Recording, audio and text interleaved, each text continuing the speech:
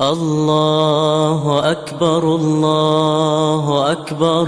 لا إله إلا الله الله أكبر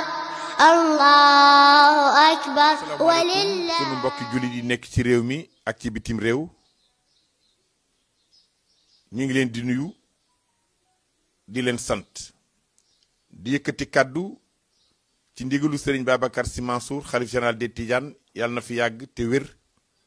jëmale ci mbokki jullit yépp ak sénégalais yépp. sëriñ bi nee na am na ay nit ñuy wër di laaj ndimbal ci kilifa yi ak ci société yi jëmale ci daara maam Seydi Hadj Malick Sy radiyallahu taala anhu ba ca Tiwaawan. sëriñ bi di xamal ni yónniwul kenn yablewul kenn mu laaj ndax li jiitu ñuy confiné moom jëloon na ndogal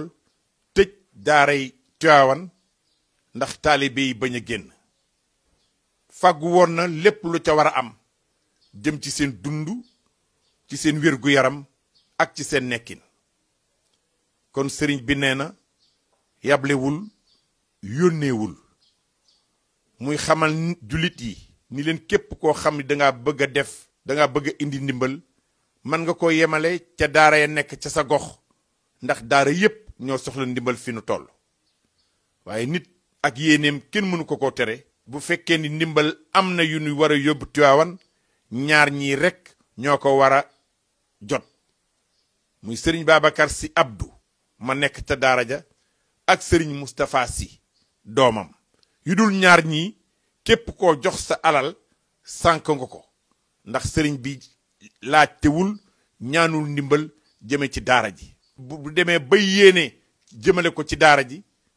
mën naa jël numéro téléphone bii may wax 77 656 06 03 77 656 06 03 sëriñ bi di leen fàttali ni ñaan yi mu fi joxoon fan yele ñu génn waxul woon mu em ca bis ba rekk képp ku ko man nanga ko saxal rawate nag yàlla tiif bi mu waxoon ñu def ci 16641